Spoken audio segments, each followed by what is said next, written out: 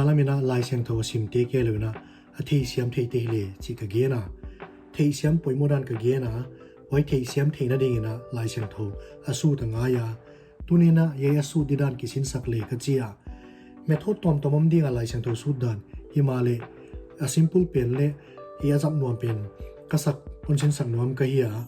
wai pen amasa observation ki chia anina interpretation athumna application observation chi cheng in mga hiya observation chi cheng in gen te na ding ina nadam lo cheng in doctor kyang na vapaya nanat na te na vegena nanat na te na vegena tung to doctorin o hei zia ka ku hu ne ve chin wen thei hia wai pe ni observation tung to na I on mu kyak I chidinga wai pe ni hele observation chin kamali zanga ani na interpretation nanat na tung to na yai dam doi ni le dam de ve chi amanun prescribe un gel sak wai pe ni interpretation nanat na tung to na yai ni le chin dam ni chi athum na application nanat na theita nadam doi di yai ni le chin dam ni chi le mu kheta athum na anedi nang wai ne chen dam nan zam wai dan in I thei siam le ka chia tua bible isu chianga methodism depend observation interpretation le application observation alai sen to sunga banga ki gel chi sud di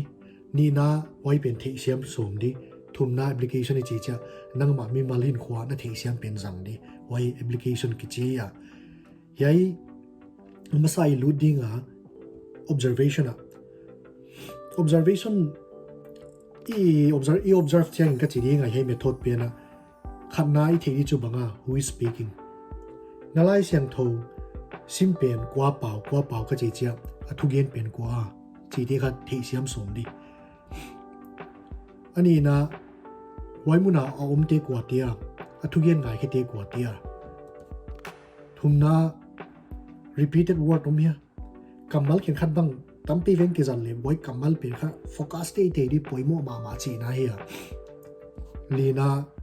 bangchi bang speech figure of speech ka chi cha ilai se to ken khatte ka poetry da na ki gel ken khatte prophecy da ken khatte story da ken khatte gen ti na zanga I gen nut khat ni hi le dai ka gen lo chi te bang wai te bang le I thi ken de da poimo ha tu na ya I observation ya li gen te method pe ne I on apply dinga zalamin ne mathai bunga tang som ne thum sungiena wai ma enlo le ka chia ya kwa pau chi pen hi lechi na hiu chi kamal sang pen kwa chi thei siam hak sama ma ajia ei verse 13 sung chawa chiang lo hi manin lai sang thona sim chiang ki mi mena e na thei siam thena ri na wai verse pen hi a chiang zo ke le atung hiam an wai hiam enin lan hu che chiang zo ke le atung chapter hiam an wai zo chapter hiam en knowledge ni chiang zo ma ding ka ginga tuna tua isut som kwa he thu gen chi pele ya chiang zo lo wai jakin atung lam yen to dinga he ya chapter 5 verse 1 to 2 he kam mala le ki zanga anung zui te kianga hong pai wi Matthew Mark Luke and John pen gospel le Jesu thu to ki sai ye na ki gela hi ya nung zui te ki gen le ama nung zui te kianga hong pai chi le chu ye kam mal zang chiang takin Jesu hi chi aki gen thea Jesu na nung zui te thu hil na hi ya yai in Matthew nge chapter 5 verse 13 ni ai le kwa te kyang again na yai le chi na hiu chi pe anung zui te kyang khana kwa pau Jesu chiang ta ni na audience te ami pi te kwa te anung zui te thumna repeated word om ya kamala ki jang le ya khatoma chi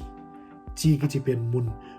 verse khat chu mun nia ke zanga a hi le chu apoimo mama chi na hi anona bangchi bang kamala yai chi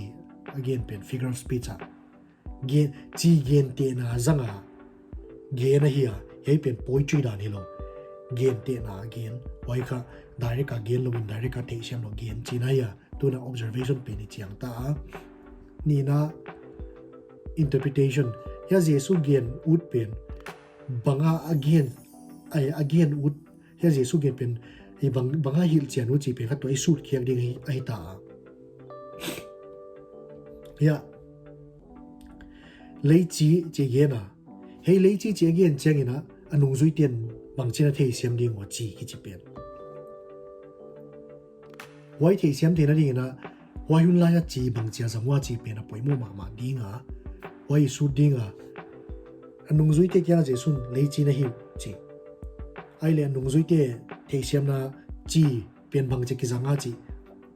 amawa a thei siam na tung to na yesu gen pen man pan de manuna ele wa imat the na ding na wai hun la ya chi bang chia na zamwa chi pen any the nga ya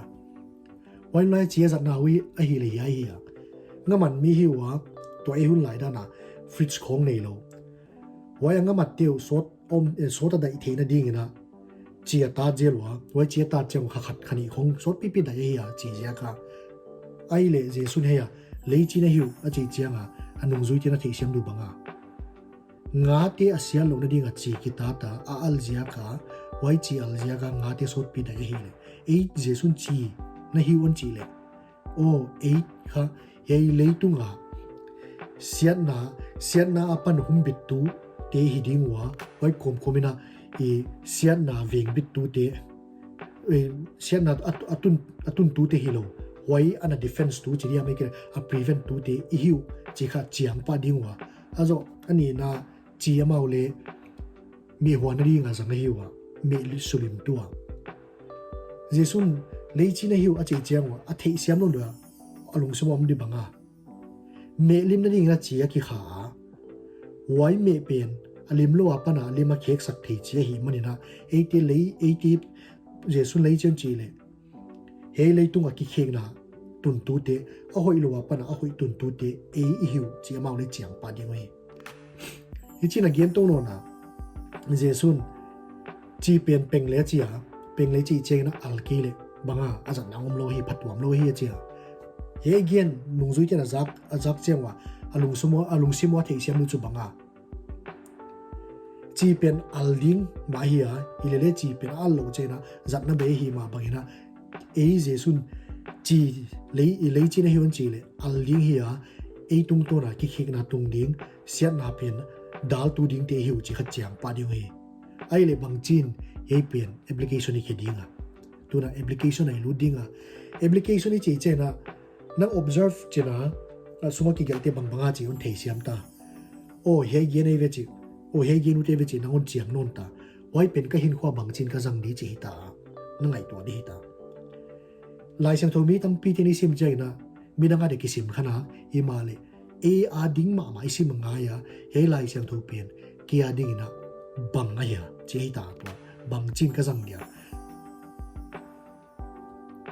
ya nung zui te kia nga mathai bunga changsom le thum again a wai pen na nga ding na bangai ta chi ta ya gen tin na ding na nung zui te lei chi na hiu chi a wai ma bang gen nang le christian khat na hi le gen tin na ding na nei sung kwa na siat na tun tu na hi a ai ke le siat na veng bit tu ai ke le in sung kwan a boy na bol tu na hi a ai ke le in sung kwa na lem na tun tu ya chin nga te siat na pana hum bit ma bangina nang le nei sung kwan siat na panin hum bit ya ai ke le siat na pen atun tu na hi a chi khanang na ki ngai to ngai ta azo chin me lim sa ka hi le in sung kwan nuam sak tu na hi a ai ke le in sung kwan pen asubwai tu na hi zo ya christian khati hi le al ling ki chi le nang ma mi mala apply ngai ta ka al tak tak ya che ke dum le christian hin khwa mi christian hin khwa tak tak ka ne ya ki khek tak tak ma ka hi ya ai ke le piang thak lo pi khat piang tak ki sa ka hi ya chi pe kha ya ke chian ri uni ta wai je kin hi dan in pai to lai sa thona sim che dan in pai to zelin lan observe ma sa in lan wai zo che interpret in lan wai pen application ki le chin chi ka hon nge na observation i chiang hin ta banga ki gyam thei siam som di banga chi wai zo chiang a again nut o hei ve again nut chi pen non thei chiang a wai pen ka hin ko application pen wai pen ka hin ko bang chin ka jang chi pen a hi a wai je kin hi lai siam tho pen hi e tom chi ka hi a e sau pi le again thei ai ma le tunin hei tani hun sak dinga bang hiam che hei ka explain a thei siam lo ai kia le hi chi zo de di lo mo na chi wa le comment un lan u chi lo ken khatien observation chow le a thu za de ren hil ve ai ke interpretation le e a thu za de wai ke le a sau za de wa thei siam di ran om diam chi bang e na ge no ai ke la lung su mom le he ti on ge nun lan บางเต็งเฮเล